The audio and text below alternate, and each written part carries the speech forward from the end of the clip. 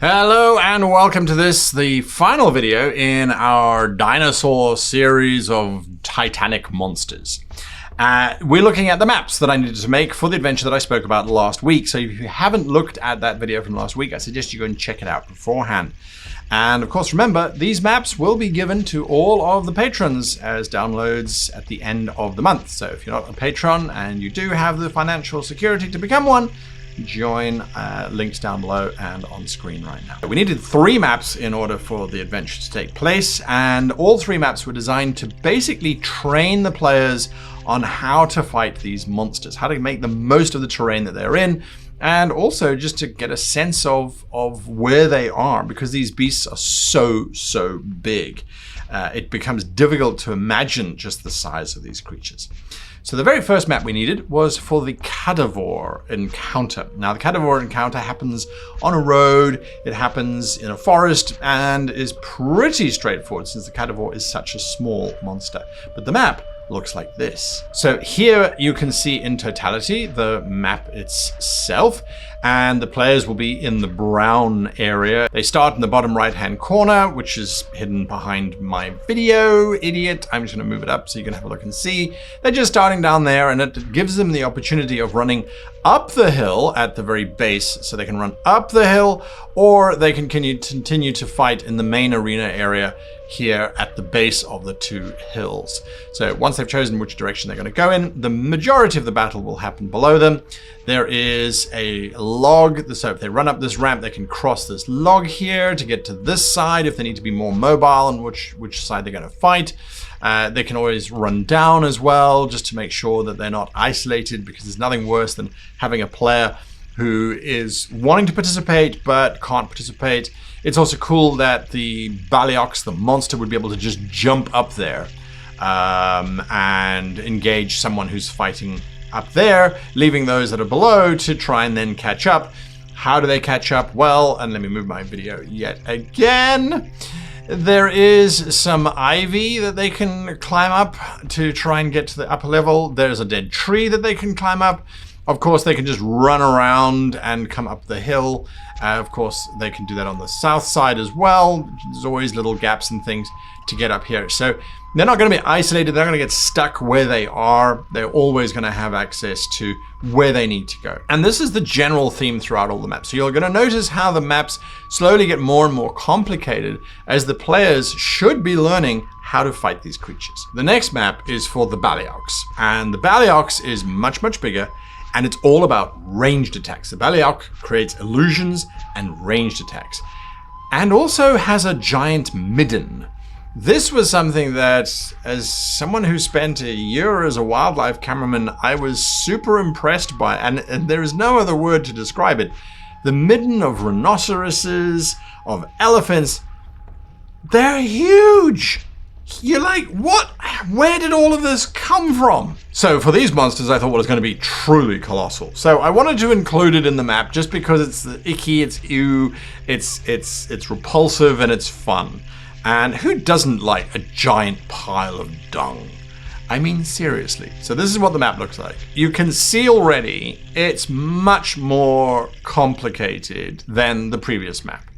Still not overly complicated. We haven't got multiple levels. We've only got 2 levels still, but they're not so easy to access anymore. And the PCs, as usual, start in the bottom right-hand corner. So the PCs will be coming in from down here. There's a cliff face that is in this forest, and they can see a broken statue, which allows them to cross the river if they want to. It's only 5 feet wide. It's not that big of a river. The river is important, though, because they can use it to wash themselves if they need to hide in the water as well. It's going to be deep enough. It's going to be a little deep river for them to be able to get into. And then they're going to get to the main area, which is where they think the fight will happen. There's an illusion of some villagers who are cowering in fear next to one of these logs. I have included a lot more rock piles on the map, a lot more little clusters, and once again, I'm in the way, move out the way, please. There's a little clusters and things where the PCs can hide. These bushes and things are specifically placed so that there is cover for the PCs to hide behind from the cliff face, because the monster will start way up here in amongst these trees and things. The monster will be based up here, and it will just be raining down hellfire and damage onto the PCs down here. So they've got the first problem of how do they get up there? There are some vines. There's a rope vine crossing the gap between these two cliffs, but there's no immediately accessible way to get to the cliff. Again, this is about the PCs having to learn you should scout the area before just blithely running in. There's some logs and things they can hide behind, and then there is the giant midden, and the midden is just super gross.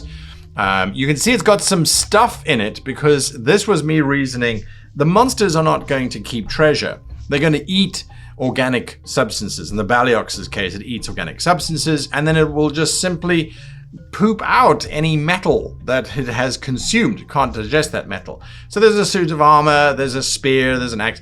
And then, of course, the treasure, the reward, is that in this midden there is this gleaming spear, which has some really cool magical properties. It's got a nice reach, it does some damage against monsters and things, but the players are going to have to go and fetch it, and every round they spend in that midden, they gain a level of exhaustion, because it's such an awful, awful, awful, awful, vile place, and it's huge. Its extent is probably, let's see, 10, 15, 20, 30, 40, 50 feet across in almost all directions. Some clever PCs might use these logs to sort of lower it over the midden to try and walk across it. Anyway, so this map is a lot more complicated in terms of the PCs engaging with the monster. It's going to stay up on those ridges. It's going to stay up on these ridges up here. It's not going to come down to the PCs. So the PCs are going to have to go up to it. The moment the PCs get up there, it is going to just jump down here. It can. It's so big. This is a small step for it. It is a giant leap for any PCs. They wouldn't even be able to jump it. It's 25 foot tall. So I also toned it differently from the Catavore encounter map, which is very bright greens and things. Here I made it more sickly because the monster is firing poisoned projectiles at the PCs. So I thought, well, that kind of is a bit more thematic and makes it a bit more creepy and eerie. And this is in the lowlands of the Dewback Mountains. So it kind of, it made sense in my head to use these colors and tones. Now, with the last map, the Guiderix map, it had to be a big map. It had to be a complicated map, way more complicated than we've seen before. And it had to have a giant mud patch in the very middle of it, which is very difficult terrain for any PCs that go there. I was very happy with how it worked out. This is the map. Well, this is the piece of map that the PCs will see as they arrive. Here is the campfire and the totem that the hill giants are making to worship this creature. And they will also realize that they are on the edge of a loch that is very, very, very, very, very big and is very scary. So there are 3 levels to this map. There is the cliff face, which the PCs could arguably start on, depending on how you want to play this. If they walked through the mountains, I would start them on the cliff face. If they came through with the guide, then I would start them on this mud level, because this would have been the original level of the loch. And this is where their dwarvish guide would have expected them to kind of come out. There are scratch marks everywhere to show that there is a very large and scary monster. As you walk along the coast, you then start to see these very large footprints in this very muddy kind of loch. And you can't get down to that mud very easily. You're climbing down. I purposefully wanted that to be the case. There's evidence of old boats and things in case they missed the fact that this is meant to be a loch.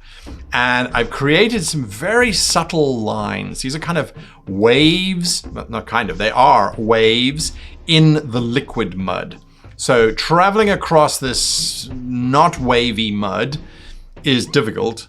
Once they are into the wave-controlled territory, which is not a huge portion of the map, there's a big chunk here in the middle, of course, but not a huge portion of the map, that's when they start to suffer from the potential drowning that happens. I put the footprints in just to give them a sense of scale, because the monster itself would fill up most of this actual map.